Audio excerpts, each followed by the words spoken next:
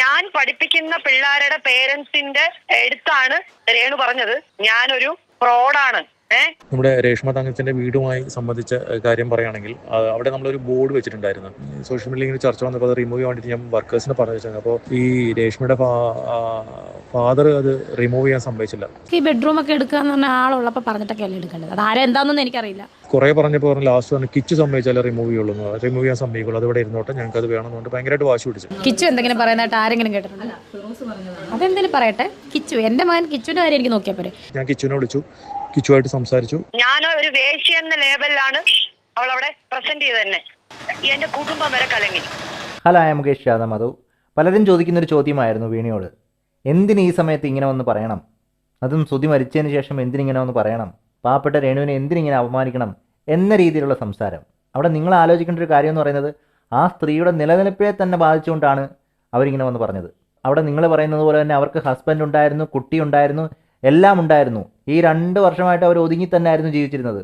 ഒരു കാര്യത്തിൽ പോലും ഇടപെട്ടില്ല. അവർ അവരുടെ ജീവിതം മുന്നോട്ട് നയിച്ചുകൊണ്ടിരുന്ന സമയത്ത് അവരുടെ ഉപജീവന മാർഗമായിരുന്നു അത് തന്നെ ഇല്ലാതാക്കിക്കൊണ്ടുള്ള രേണുവിൻ്റെ പരാമർശം. ഒരുപക്ഷെ മാധ്യമങ്ങൾക്ക് മുന്നിലൂടെ പറയാതെ പിന്നാമ്പുറത്തൂടെയുള്ള പറച്ചിൽ, അത് കൊല്ലം സുധിയുടെ 2ാമത്തെ ഭാര്യയായ വീണയുടെ ജോലി തന്നെ ഇല്ലാതാക്കി എന്ന് പറയുമ്പോൾ അതിനെ നിങ്ങൾക്ക് എങ്ങനെ കാണാൻ കഴിയും? ഒരുപക്ഷെ ആ സ്ഥാനത്ത് നമ്മളായിരുന്നെങ്കിൽ എന്ന് ആലോചിച്ച് നോക്കൂ. നൃത്തം പഠിപ്പിക്കുന്ന ഒരു അധ്യാപിക അവരൊരു ഇൻസ്റ്റിറ്റ്യൂഷനിൽ പോയി ക്ലാസ് എടുത്തുകൊണ്ടിരിക്കുന്ന സമയത്ത് അവിടെയുള്ള വിദ്യാർത്ഥികളുടെ പേരൻസിനടുത്ത് ഇങ്ങനെ രേണു പറഞ്ഞിട്ടുണ്ട് എങ്കിൽ അത് ശരിയായുള്ള കാര്യമാണോ? അതുമൂലം ആ നൃത്തം പഠിപ്പിക്കുന്ന അധ്യാപികയ്ക്ക് ഉണ്ടാകുന്ന മാനക്കേട്, ആ കുട്ടികളുടെ മുന്നിലുള്ള മാനക്കേട്, അവിടെ അവരെ ബഹുമാനിച്ചിരുന്നവരുടെ മുന്നിലുള്ള മാനക്കേട്, പലരും പിന്നെ വൃത്തികെട്ട കണ്ണുകളോടെ ആയിരിക്കും അവിടെ നോക്കുന്നത്. അവിടെ ആ സ്ത്രീ അനുഭവിച്ച വിഷമമാണ് ഇന്ന് നമ്മൾ സോഷ്യൽ മീഡിയയിലൂടെ കാണുന്നത്. ഒരുപക്ഷെ പലരും പറയും എന്തിനിപ്പം വന്നിങ്ങനെ പറയുന്നു എന്ന്. തക്കതായ കാരണം വീണയ്ക്ക് പറയാനുണ്ട്. അതുകൊണ്ട് തന്നെയാണ് പറയുന്നത്, അത് എക്സ്പീരിയൻസ് ചെയ്തതുകൊണ്ട് തന്നെയാണ് പറയുന്നത്. ഒരുപക്ഷെ രേണുവിനെതിരെ ഇപ്പോൾ വരുന്നത് ഒരാൾ മാത്രമല്ല, രേണുവിനെ സഹായിച്ചവർ വേറെ ഇപ്പോൾ എതിരായിട്ടാണ് വന്നിരിക്കുന്നത്. എന്തായാലും വീണ ഇതിനെക്കുറിച്ച് കുറേ കാര്യങ്ങൾ പറയുന്നുണ്ട്. രേണു കാരണം താൻ ജോലി ചെയ്തിരുന്ന സ്ഥലത്തു നിന്നുണ്ടായ ദുരനുഭവത്തെക്കുറിച്ച് വീണ തന്നെ ഇപ്പോൾ പറയുന്നുണ്ട്. അത് കേൾക്കുമ്പോൾ കുറച്ച് പേർക്കെങ്കിലും കുറേ കാര്യങ്ങൾ മനസ്സിലാവും. ഇപ്പൊ കുറെ ആൾക്കാർ ചോദിക്കുന്ന ഒരു ചോദ്യമുണ്ട്, എന്തോന്നറിയാവോ? പിന്നെ ഞാൻ എന്തിനാണ് ഇപ്പം വന്നേ? സുധിയുടെ ഇൻഷുറൻസ് തുകയ്ക്കാണോ? കിട്ടത്തില്ലല്ലോ. ഇല്ല, ഞാൻ പറയട്ടെ, ഇൻഷുറൻസ് തുകയ്ക്കാണോ, അല്ലെങ്കിൽ ഫെയിമിന് വേണ്ടിയിട്ടാണോ, അല്ലെങ്കിൽ ഞാൻ സുധിയുടെ കാര്യത്തിൽ കരയുന്നു, സ്വന്തം മക്കളെ കാര്യം നോക്കി ജീവിക്ക്, ഇങ്ങനൊക്കെ കുറെ വരുന്നുണ്ട്. ഞാൻ ഇതിനൊന്നും ഇടപെടാതെ എന്റെ കാര്യം നോക്കി എന്റെ ലൈഫ് നോക്കി ഒതുങ്ങിക്കൂടി കഴിഞ്ഞ ഒരാളാണ്. ഞാൻ പഠിപ്പിക്കുന്ന പിള്ളേരുടെ പേരൻസിന്റെ അടുത്താണ് രേണു പറഞ്ഞത് ഞാനൊരു ഫ്രോഡാണ്, ഞാനൊരു പക്കാ ഫ്രോഡാണ്. മീൻസ് ഞാൻ ഒരു വേശ്യ എന്ന ലേബലിലാണ് അവൾ അവിടെ പ്രസന്റ് ചെയ്ത് തന്നെ. മനസ്സിലായി? സുധി കൊണ്ട് നടന്നു, അത് തന്നെ സുധി കൊണ്ട് നടന്ന ഒരാളാണെന്ന് പറഞ്ഞ് ഞാൻ കുറെ ക്ഷമിച്ചു. ഒന്ന് ആലോചിച്ച് നോക്ക്, ജോലി ചെയ്യുന്ന സ്ഥലത്ത് താനൊരു വെപ്പാട്ടിയായിരുന്നു, മറ്റൊരാളുടെ കീപ്പായിരുന്നു എന്ന ആ വിദ്യാർത്ഥികൾ അറിയുമ്പോൾ ഉള്ള മാനസികാവസ്ഥ, ആ കൂടെയുള്ള വർക്ക് ചെയ്യുന്നവർ അറിയുമ്പോൾ ഉള്ള മാനസികാവസ്ഥ, ഇതൊക്കെ ചിലപ്പോൾ രേണുവിനാണ് സംഭവിച്ചിരുന്നെങ്കിലോ? ഇവിടെ പലരും വീണയെ കുറ്റപ്പെടുത്തുന്നവരുണ്ട്. ഒരുപക്ഷെ വീണ സുധിയെക്കുറിച്ച് പറയുന്ന കാര്യങ്ങൾ അത് മാത്രം ഒന്ന് ഒടിച്ചു നിർത്തി കഴിഞ്ഞാൽ, കാരണം സുധി എന്ന് പറയുന്ന വ്യക്തി ഇന്ന് ജീവനോടെ ഇല്ല, അതുകൊണ്ട് അദ്ദേഹത്തെക്കുറിച്ച് ഇനി പറഞ്ഞിട്ടും കാര്യമില്ല. കാരണം ഒരു മറുപടി പറയാൻ പോലും സുധി തിരിച്ചു വരില്ല.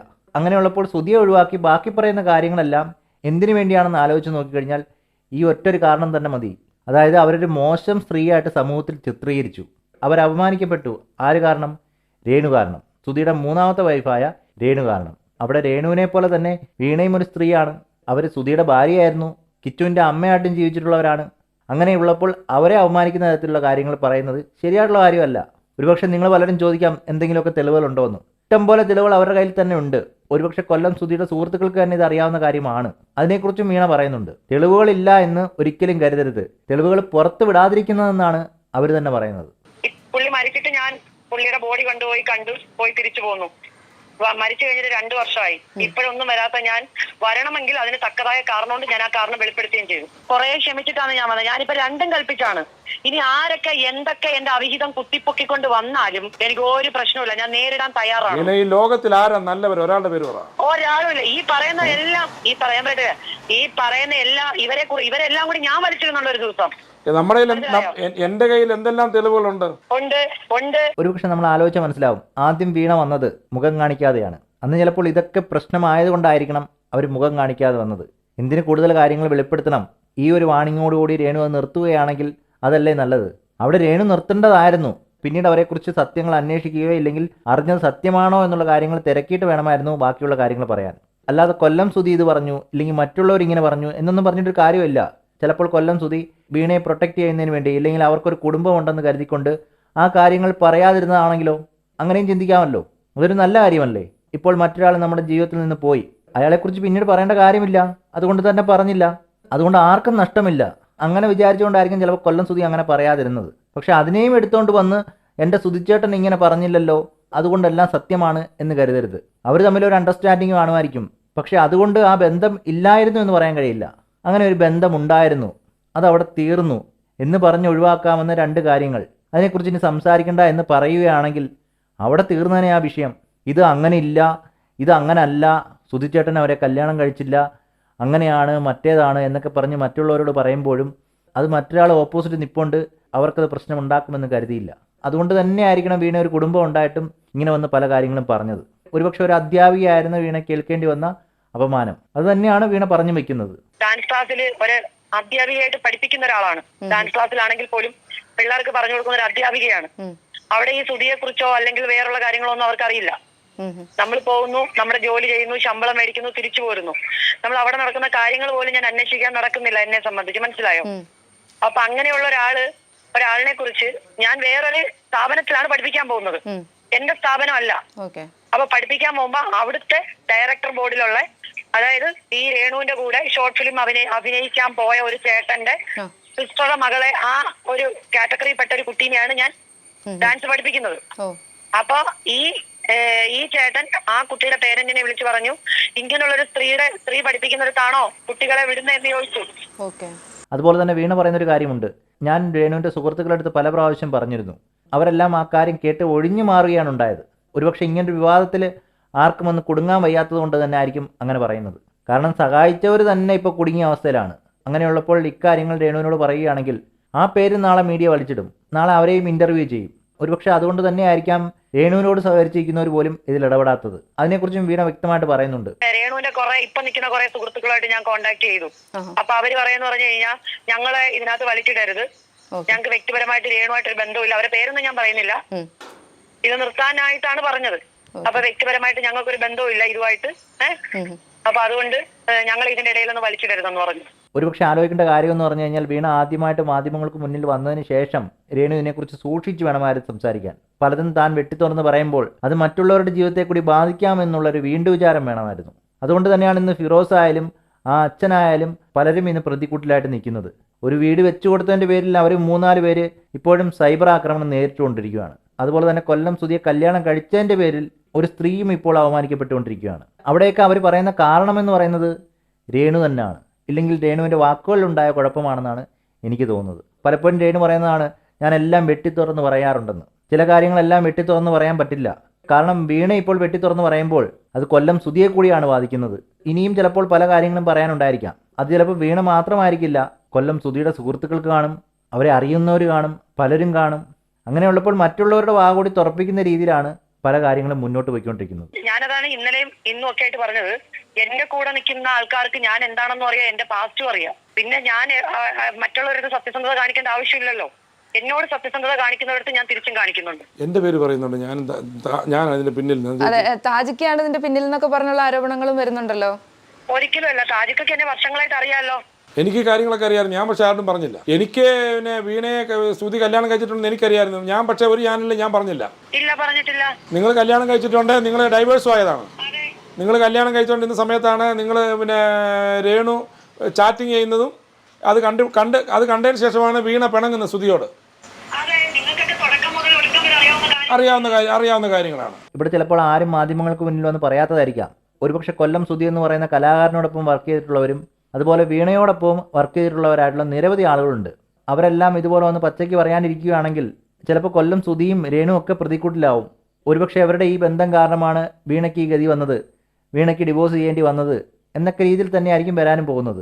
അത് തന്നെയാണ് സത്യമെന്നാണ് വീണയും പറയുന്നത്. അതിന് തെളിവ് തന്നെയാണ് ഈ മൊഴികളും. അവിടേക്ക് ആലോചിക്കേണ്ടത് മറ്റുള്ളവരെക്കുറിച്ച് കൂടിയായിരുന്നു. അവരെല്ലാം ചിലപ്പോൾ മറ്റുള്ളവരെക്കുറിച്ച് ആലോചിക്കുന്നതുകൊണ്ട് തന്നെയാണ് ഇങ്ങനെ സംഭവിച്ചതും പല കാര്യങ്ങളും തുറന്നു പറയാത്തതും. അതും അവർ പറഞ്ഞു വയ്ക്കുന്നുണ്ട്, ഇനി ഞങ്ങളുടെ വാ കൂടി തുറപ്പിക്കില്ലേ എന്ന തരത്തിൽ.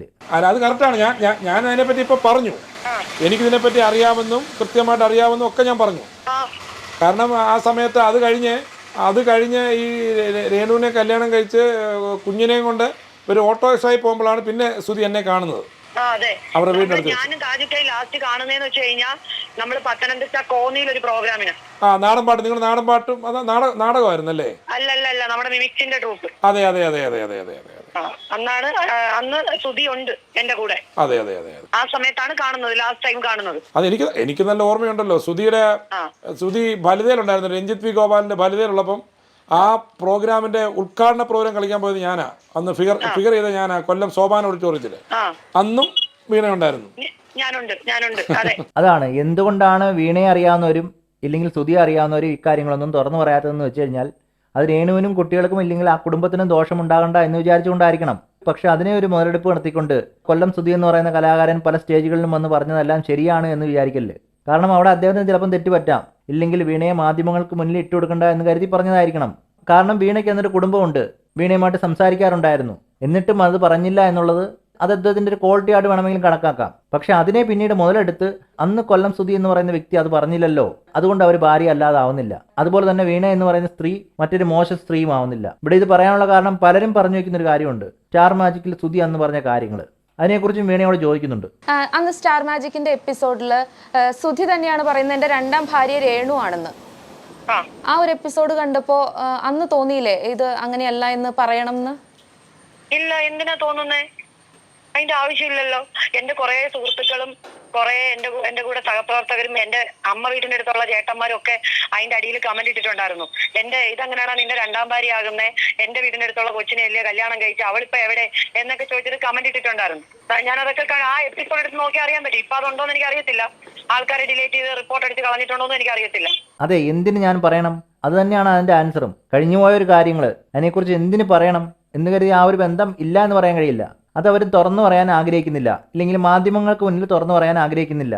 അതുമായിരിക്കും കൊല്ലം സുധി എന്ന് പറഞ്ഞ കലാകാരൻ ചെയ്തത്. അതിനെ വളച്ചൊടിച്ച് അദ്ദേഹം അത് പറഞ്ഞില്ലല്ലോ, അതുകൊണ്ട് അങ്ങനെ ഒരു ഭാര്യ ഇല്ല എന്ന തരത്തിൽ പറയുന്നത് ശരിയായിട്ടുള്ള കാര്യമല്ല. ഉണ്ട് എന്നുള്ളതും കല്യാണം കഴിച്ചു എന്നുള്ളതും ഡിവോഴ്സ് ആയ കാര്യവും ഇപ്പോൾ കൊല്ലം സുധിയുടെ സുഹൃത്തുക്കൾ തന്നെ പറയുന്നുണ്ട്. അങ്ങനെയുള്ളപ്പോൾ ആ വ്യക്തിയെ പിന്നീട് ആക്ഷേപിക്കുന്നത് ശരിയായിട്ടുള്ള കാര്യമല്ല. ഇല്ലെങ്കിൽ ഒറ്റ വാക്കിൽ തീരുന്ന ഒരു പ്രശ്നമായിരുന്നു, അദ്ദേഹത്തിന് ഒരു ഭാര്യയും ഉണ്ടായിരുന്നു, അവർ ഡിവോഴ്സായി, ഞാൻ അതിനുശേഷം വന്നൊരു വ്യക്തിയാണ് എന്ന് പറഞ്ഞാൽ ഇവിടെ എന്താണ് സംഭവിക്കുന്നത്? ഒന്നും സംഭവിക്കാനില്ല. ഈ ഒരു പ്രശ്നങ്ങളൊന്നും ഉണ്ടാകത്തുമില്ലായിരുന്നു. ഒരു കുടുംബം സേഫായിട്ട് നിന്നേനെ. വീണയ്ക്ക് ആ ജോലി നല്ല വൃത്തിയായിട്ട് ചെയ്യാനും കഴിയുമായിരുന്നു. അതുപോലെ തന്നെ ആ കുട്ടികളുടെയും അധ്യാപകരുടെയും രക്ഷിതാക്കളുടെയും മുന്നിൽ അപമാനിക്കപ്പെടത്തുമില്ലായിരുന്നു. ഇത് ആ അപമാനം സഹിക്കാൻ കഴിയാതെ വീട്ടിലും പ്രശ്നങ്ങൾ ഉണ്ടായപ്പോഴാണ് പല കാര്യങ്ങളും വീണ വന്ന് പറയാൻ തുടങ്ങിയത്. കുട്ടികളെ വിടുന്നതെന്ന് ചോദിച്ച് അത് കഴിഞ്ഞപ്പോ കുട്ടികളെ വിടുന്ന അവിടെ എനിക്കൊരു അതുവരെ ഞാൻ ഉണ്ടാക്കിയെടുത്ത ഒരു നല്ല ഒരു ഇമേജ് തകർന്നടിഞ്ഞു. പിന്നെ അവർക്കെന്ന് പറഞ്ഞു കഴിഞ്ഞാൽ ഞാൻ ചെല്ലണം വേണ്ട എന്നൊരു മനസ്സാണ്. അപ്പൊ എല്ലാരും ബിസിനസ് മൈൻഡ് അല്ലേ നോക്കത്തുള്ളൂ. അത് കുഴപ്പമില്ല. ഇത് കണ്ടുകൊണ്ടിരിക്കുന്നവര് ഉറപ്പായിട്ടും വീണയെ ഡാൻസ് പഠിപ്പിച്ചിരിക്കും. എല്ലാ ആൾക്കാരും എന്നെ പോലെ ഒരാൾ അവിടെ പഠിപ്പിച്ചു കഴിഞ്ഞാൽ അവർ അത്രയും കുട്ടികൾ അവിടുന്ന് പോവുകയാണ്. ഈ ഫുള്ള് ഫേക്ക് ഐഡിയ എന്ന് വന്ന ഫുള്ള് ഡീറ്റെയിൽസ് ഞാൻ എടുത്തിട്ടുണ്ട്. Very good. എല്ലാ ഡീറ്റെയിൽസും ഞാൻ എടുത്തിട്ടുണ്ട്. ഞാൻ സൈബർ സെല്ലിന് കംപ്ലൈന്റും കൊടുക്കും, നഷ്ടപരിഹാരവും മേടിക്കും. എന്തായാലും ഞാൻ ഇറങ്ങി. മനസ്സിലായോ? എന്റെ കുടുംബം വരെ കലങ്ങി. സ്വന്തം ജോലിയെ സ്വന്തം വീട്ടില് അതുപോലെ തന്നെ മറ്റുള്ളവരുടെ മുന്നിൽ, കുട്ടികളുടെ മുന്നിൽ, അധ്യാപകരുടെ മുന്നിൽ, മാതാപിതാക്കളുടെ മുന്നിൽ എല്ലാം അവമാനിക്കപ്പെട്ട ഒരു സ്ത്രീയായിട്ടാണ് ഇപ്പോൾ വീണ തന്നെ അവതരിപ്പിക്കുന്നത്. ഒരുപക്ഷെ പലരും ചോദിച്ച ആ ചോദ്യത്തിനുള്ള ഉത്തരമാണിത്. എന്തിനിപ്പോൾ നീ വരുന്നു? എവിടെ ജീവിതം നശിപ്പിക്കാനാണോ എന്ന്. ഒരുപക്ഷെ ആദ്യം അതിനല്ല വീണ ശ്രമിച്ചത്. ഒരു വാണിംഗ് കൊടുക്കുക എന്നുള്ള ഉദ്ദേശം മാത്രമേ ഉണ്ടായിരുന്നുള്ളൂ. പക്ഷെ അതിലൊന്നും വലിക്കാതെ വന്നപ്പോഴാണ് ഇപ്പോൾ മുഖം കാണിച്ചുകൊണ്ട് തന്നെ സ്വന്തം ഫാമിലി ഇനി ഇല്ലെങ്കിൽ കൂടി തന്നെ തൻ്റെ സത്യാവസ്ഥ തെളിയിക്കണമെന്ന് പറഞ്ഞ് ഇപ്പോൾ രംഗത്ത് വന്നിരിക്കുന്നത്. അതിനെ മോശമായിട്ട് ചിത്രീകരിക്കുന്നവരോടും അതുപോലെ തന്നെ അവരുടെ പാസ്റ്റിൽ നടന്ന ഇൻസിഡൻ്റ് എല്ലാം എടുത്തുകൊണ്ട് വന്ന് അവരെ അവമാനിക്കുന്നതിനോടും ഒട്ടും യോജിപ്പില്ല. കാരണം അതല്ല ഇവിടെ വിഷയം. വീണ കൊല്ലം സുധിയുടെ ഭാര്യയാണോ ഇല്ലയോ എന്നുള്ളതാണ് ഇവിടുത്തെ വിഷയം. അതിവിടെ ആണെന്ന് തന്നെയാണ് സ്ഥാപിക്കുന്നത്. അതുപോലെ തന്നെ മോശം കമന്റ് ഇടുന്നവർ കൂടി ഒന്ന് ശ്രദ്ധിക്കുക. ചിലപ്പോൾ സൈബർ സെല്ലിൻ്റെ മുന്നിൽ പോയി ഇരിക്കേണ്ടി വരും, കാല് പിടിക്കേണ്ട അവസ്ഥ വരും. എന്തായാലും ഈ വീഡിയോ ഇവിടെ നിർത്തുന്നു. അടുത്തൊരു അപ്ഡേറ്റുമായി വരുന്നവരേക്കും ഓക്കെ, ബൈ, സീ യു.